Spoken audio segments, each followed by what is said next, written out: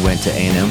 I did. I was actually working at a garage, which is right next to the high school, Klein Car Care, and just doing light mechanical and busting tires and stuff like that. And that's a pretty cool job in high school. Yeah, it was a great job in high school. I had a lot of fun with that, and worked hard, made a little bit of money. So did you have good grades and stuff like that? I had pretty good grades, so I did fine. I did fine in school, and so, but I said, well, I'm going to go to college, and it wasn't much to that decision process, right? I said, well, I guess I'm going to A&M. That sounds like it's pretty close, and they accepted me, so I'll go there. How far was that from where you live? A couple hours. Not even that. I mean, we're on the northwest side of Houston, so there weren't a bunch of highways like there are now between Houston and College Station, but probably like an hour and a half. That's probably convenient. And the way I picked my major, I said, well, all I know is about working on cars, so I guess I'm going to be mechanical engeneer. So that's how it all works. That's how it happened. And you joined the Corps there too? I did. And once again, like a lot of things in my life, I stumbled into that. I'm up at the school for an orientation in June, and I went to this thing, and this guy from the Corps is talking. I said, this sounds pretty cool. And he's proud of what he does, and ended up joining the Corps, and came home. I told my mom, and she just kind of laughed at me. And you didn't what? I can't believe that. But that's not a guaranteed commitment to active duty, no, though, right? No, that's the Corps. You don't have to go into the military after that. But I ended up. How many are in the Corps? I don't know today. Back then it was about 2,000.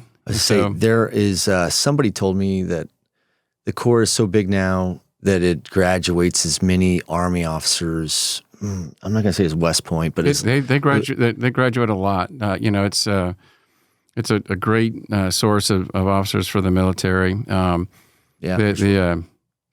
ended up in the Navy, in a Navy Marine outfit, and that was kind of I didn't even. How did you stumble into that? I again just stumbled. They said this. Did you have any friends that were in a branch? I had a friend that went into an Air Force branch, but I did. They just said we were just going to put you in this outfit. It's in the Navy Marine unit, H2.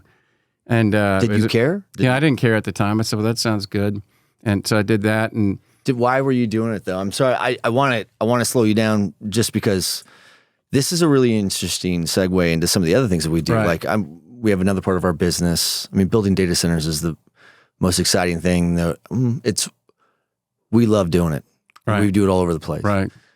The other thing that we really enjoy, and this may become, the greatest part of our job, is helping veterans. Right. You're a veteran. I'm Navy as well, and helping them transition out of the military and trying to codify that in the language. At the same time, I'm trying to figure out how I can explain to others why some people went into the Navy instead of the Army or the Marine Corps. Right. And yours sounds like it literally was a coin flip. It sounds like it was. Yeah, it wasn't even my coin flip, I guess. So, but I ended up in that unit, and for whatever reason, I really liked it and did well with it, and enjoyed the both the physical and mental challenges, and it seemed like fun. I came from.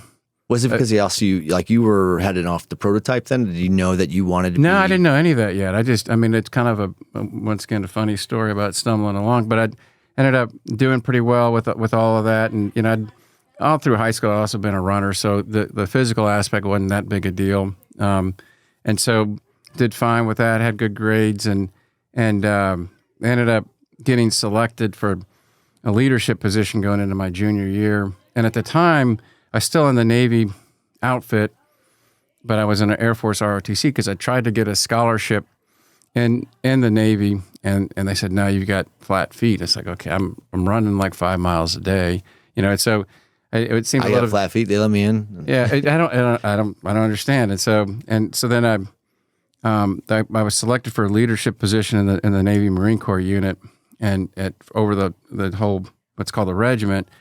And there was a Marine Corps colonel who was in charge of that, and he heard I was in Air Force ROTC. He just said, that's bullshit. And I had a scholarship in the Navy the next day. So that's how I ended up in the Navy.